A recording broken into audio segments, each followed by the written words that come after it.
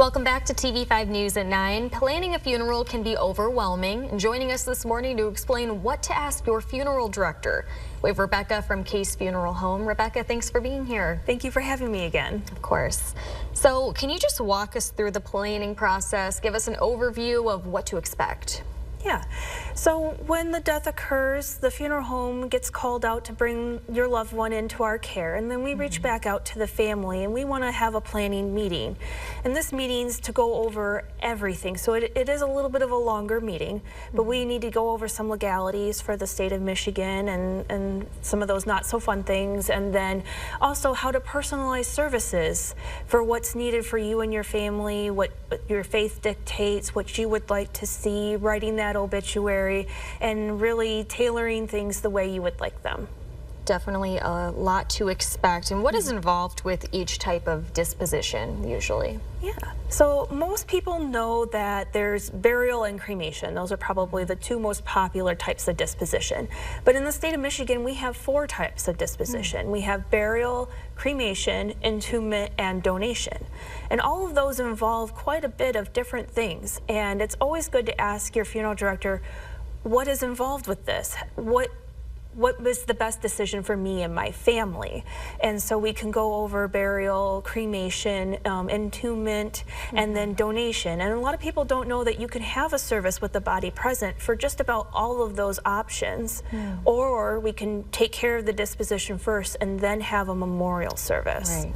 Yeah, so there's a lot to be involved. There's a lot of layers to that onion, but that's why it's good to talk with your funeral director. We love making sure that you make the right decision for you and your family. Yes, a lot of options to consider. Yes. I'm not too familiar with entombment. Can you explain what that is? Yeah, so entombment is actually where the decedent is placed into what's known as a crypt. So it's either made out of solid granite or cement and different types of stone structures, and it's usually called a mausoleum, where other crypts are called. So it's kind of like an above ground burial.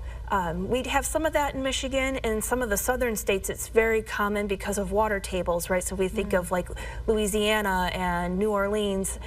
Their water tables are such that we can't bury people in the ground. They have to be above ground, and so they go into mausoleums, and we change the terminology. A lot to consider for sure. What is usually included in these costs and packages? Yeah, so comparing prices is difficult with any business, right? Everybody's got their own structure, their own policies, their own inclusions of what's involved. So across the whole United States, the Federal Trade Commission says that funeral homes have to have what's called a general price list. And this is our price list for all of our items that we have and services.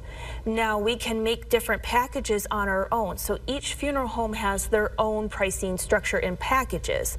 So it's always good to ask for that general price list, read it thoroughly, look what's in that package, so that if you're comparing between funeral home to funeral home, we truly are doing apples to apples comparisons, not apples to oranges comparisons. Gotcha. Yeah. And as you mentioned before, your faith can usually dictate what kind of ceremony or ritual one might have. How do you accommodate different faiths? This is actually what we would say as a funeral director is fun. We love celebrating different faiths in each family and their different traditions. The sooner we know about them, the better off we are. Certain faiths require that the burial takes place within 24 hours of death, or the cremation takes place within 24 hours of death. So we need to know as soon as possible to accommodate that, to get through all of our legal hoops to facilitate it. And then after that, it's making sure we plan our facilities and get things right for that family tradition that you might want to have. So we really do enjoy personalizing every service to what the family needs and what their faith says, and work with that.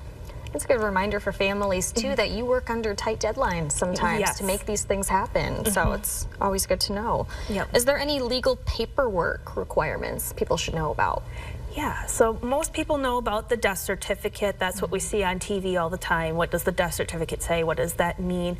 And that is a legal requirement, and that is something we have to take care of.